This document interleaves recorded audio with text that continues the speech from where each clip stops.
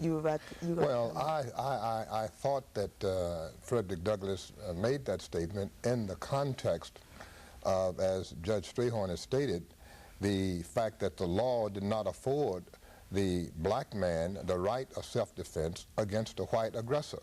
This is what enabled the slave master to impose a kind of corporal punishment on the slaves that was often imposed upon him. And Frederick Douglass was criticizing the fact that the black man did not have the right in the courtroom of self-defense, and in fact did not even have the right to testify in defense of any charges brought against him.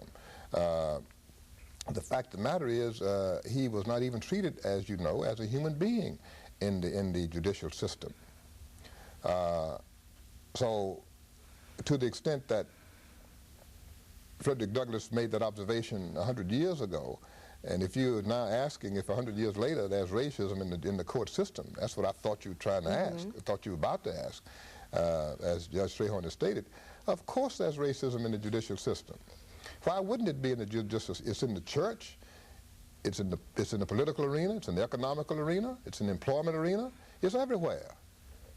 The judicial system is nothing more than a reflection of the general population. So to that extent, racism existing in our everyday life, yes, there is racism still existing in our judicial system. What do you feel is responsible for this? Well, it's society's problem. We have a racist society. For example, you have now about 23 or 24 United States District Court judges sitting at 219 South Durban Street. Only one is black, and he is on senior status. I think there are about 11 justices or judges on the United States Court of Appeals for the Seventh Circuit, which has jurisdiction over appeals from federal courts in Illinois, Indiana, and Wisconsin. Not only is there no black there, not only is there no woman there never has been a black or woman of the United States Court of Appeals for the Seventh Circuit. I beg your pardon, there's another black down in the United States District Court, Ann Williams, a black woman. In the criminal division of the Circuit Court of Cook County, in which 90% of the persons who go through that system, 90% of the defendants are black and 90% of the victims are black. There are 45 judges, as I understand it, who hear nothing but felony cases. Judge Strayhorn is one of those judges. Most of them sit at 26 in California. A few sit at, in Markham, and a few sit at Maywood, and a few sit in Skokie. But of the 45 judges who sit and hear felony cases in Cook County, I think only 4 or 5 are black. Yet 90% of the offenders who go through the system and 90% of the victims are black. Of course you have racism in the system. And come next week, we're only going to have 4 with our Gene, because Judge Cousins is being transferred down to the Law Division. And Judge Cousins is one of the 5 blacks that are out there at the Criminal Division now. But yesterday was his last day in the division, and he's going downtown. And his replacement will be a white judge. Do you know who it is yet? Yes, Judge Boland, Michael Boland.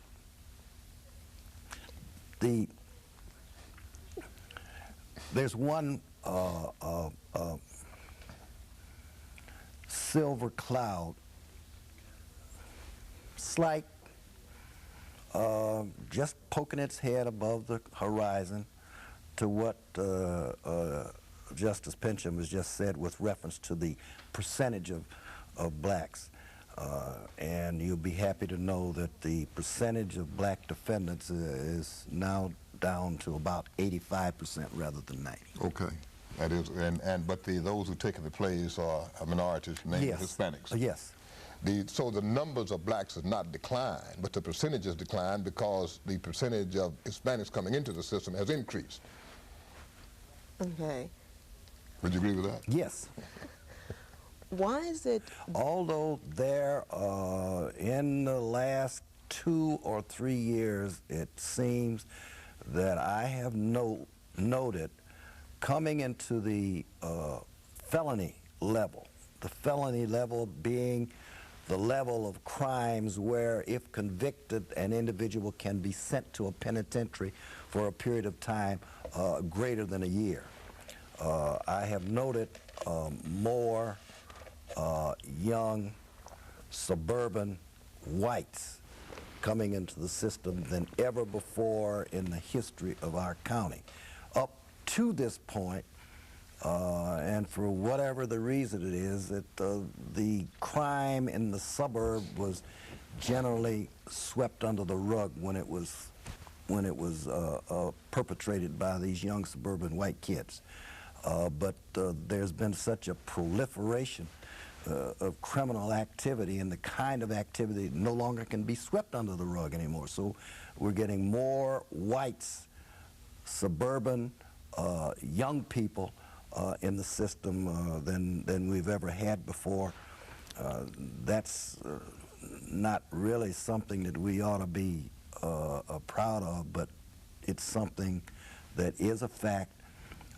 And one of the reasons for it, I contend, is because of the fact that so many years they've been permitted to get away with things that normally would have resulted in criminal charges being brought in on a felony level.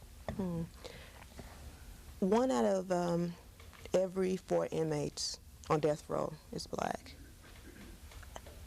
There are only 2 cases documented where a white person was put to death. Wait a minute, just a minute, please. Sure. May I interrupt you? Go ahead. 1 out of 4 inmates are black where? On death row where? In Illinois, throughout the country? throughout the country. No. I know you're wrong there. I believe you're wrong. Your figures are low. Yeah, you're wrong Oh, there. well, I apologize. In my research, this was the information I came across. No. Research is Okay, well skewed. then go ahead. Okay, correct me. I think it's closer to 3 out of 4. Yeah. 3 out of 4? Yes. Yes. Okay. Rather than 1 out of 4. Okay, then I apologize. No No, apologies. no. It's just the fact that your facts were just a little skewed. That's all. Okay. Well, do you think that this is a conspiracy? Well, No, I don't think it's a conspiracy. I think it's a way of life. you see, society is not really serious, not truly serious about capital punishment. What society is doing, and the reason I stopped you when you mentioned your figures, because they just didn't ring correct, Okay. because we know that at least certainly 1/2 of the persons on death row, and as Judge Strayhorn said, it's probably close to 3 out of 4 on death row are black throughout the length and breadth of the country. The fact of the matter is, 1/2 your national prison population are blacks. 1/2 the national prison population are blacks, although they tell us we're about 12% of the population. But society wants to pick and choose who it kills as punishment for the commission of crime, based upon, first, who was the victim, and secondly, who committed the crime, rather than upon the nature of the crime itself. And as long as that disparity exists, you're going to find society choosing who to send to death row, choosing blacks. That's, again, is a part of the racism in the system. Blacks will be sentenced to death when they commit crimes calling for the death penalty upon whites. Blacks are not sentenced to death for committing crimes that may have the death penalty upon other blacks.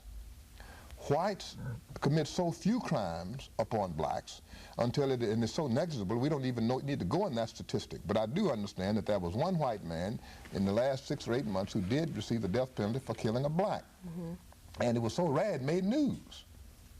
It made news.